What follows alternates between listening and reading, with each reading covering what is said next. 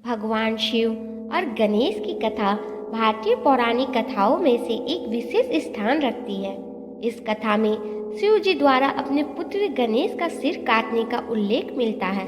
यह घटना अत्यंत भावनात्मक और शिक्षा देने वाली है। इसे समझने के लिए हमें पूरी पृष्ठभूमि और विभिन्न पहलुओं को जानना होगा। इस लेख में हम विस्तार से इस कथा के विभिन्न पहलुओं को समझेंगे। भगवान शिव, जिन्हें महादेव के रूप में जाना जाता है, त्रिमूर्ति ब्रह्मा, विष्णु और महेश का एक महत्वपूर्ण अंग है। उनकी पत्नी देवी पार्वती शक्ति का प्रतीक है। शिव और पार्वती के विवाह के बाद वे कैलाश पर्वत पर निवास करने लगे। देवी पार्वती चाहती थी कि उनका परिवार पूर्ण और सुरक्षित हो। इसी भावना से उन्होंने गणेश का जन्म दिया।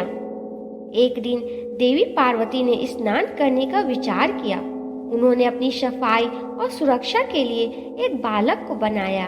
यह बालक उनके शरीर से निकले चंदन और उपटन से बनाया गया था। उन्होंने उस बालक को अपना पुत्र मानते हुए उसे आदेश दिया कि वह द्वार पर पहरा दे और किसी को अंदर न आने दे। उस समय भगवान शिव तपस्या के लिए बाहर गए हुए थे। जब वे वापस आए तो उन्होंने देखा कि एक बालक उनके गृह के द्वार पर खड़ा है और उन्हें अंदर जाने से रोक रहा है। बालक ने अपनी माता के आदेश का पालन करते हुए शिव को अंदर जाने से मना कर दिया।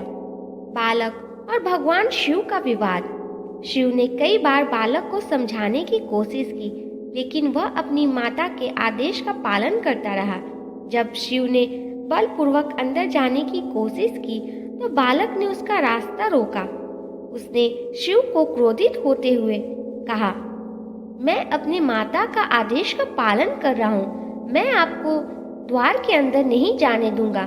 गणेश का सिर काटना, श्राप का पहलू। शिव के क्रोधित होने के पीछे एक गहरा कारण यह था कि कई ग्रंथों में उल्लेख मिलता है कि यह घटना केवल क्रोध का परिणाम नहीं था, बल्कि इसके पीछे एक श्राप का रहस्य छिपा हुआ था। श्राप की कथा। एक कथा के अनुसार भगवान शिव ने पूर्व काल में किसी ऋषि या देवता को श्राप दिया था, जो यह तय करता था कि शिव के ही हाथों उनके किसी प्रियजनों की मृत्यु होगी। यह श्राप शिव जी के ही परिवार पर लागू हो गया।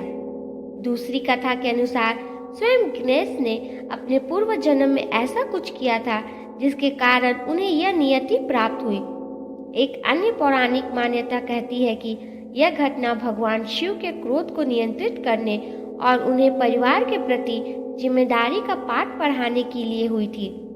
शिव का क्रोध और निर्णय। शिव ने अपने त्रिशूल से बालक का सिर काट दिया। इस घटना से सभी देवी देवताओं और देवी पार्वती को स्तंभ कर दिया। पार्वती का शोक और गुस्सा।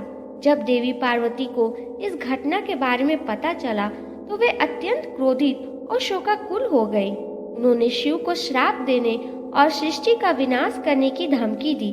पार्वती का क्रोध इतना प्रचंड था कि देवी देवताओं ने हस्तक्षेप करना उचित नहीं समझा। गणेश का पूर्व जन्म। देवताओं और शिव के समझाने पर पार्वती ने अपने क्रोध को नियंत्रित किया, लेकिन उन्होंने शर्त रखी कि उनके पुत्र को पुनः जीवित किया जाए। शिव ने गणेश का सिर पुनः जोड़ने का वादा किया। हाथी का सिर जोड़ना। शिव ने अपने गणों को आदेश दिया कि वे किसी ऐसे प्राणी का सिर लेकर आएं जो इस समय उत्तर दिशा की ओर सो रहा हो। गणों को एक हाथी का झुंड मिला, जिसमें एक हाथी का बच्चा भी था। वो गहरी नींद में सो रहा था, जिसका सिर शिव ने गणेश के धड़ पर जोड़ दिया। इस प्रकार गणेश को दूसरा जीवन मिला और वे गजानन, हाथी का मुख वाले देवता बन गए। गणेश का महत्व। गणेश का सिर काटने और पुनः जीवित करने की घटना एक प्रतीकात्मक संदेश देती है। यह घटना शिक्षा देती है कि आत्म अहंकार को समाप्त कर कर्तव्य और जिम्मेदारी को अपनाना चाहिए। गणेश को विघ्नहर्ता और सिद्धिदाता के रूप में पूजा जाता है। इस घटना ने उन्हें विशेष महत्व दिया। भगवान शिव द्वारा गणेश का सिर काटना केवल एक पौराणिक कथा नहीं, बल्कि इसमें गहरे आध्यात्मिक और सांस्कृतिक अर्थ छिपे हुए हैं। यह घटना न केवल पारिवारिक मूल्यों की व्याख्या करती है, बल्कि यह भी सिखाती है कि किस प्रकार संकटों का सामना कर समाधान निकाला जा सकता है। इस कथा में श्राप, क्रोध, शोक और पुनर्जन्म के तत्व शामिल हैं, जो इसे और भी अद्भुत बनाते हैं।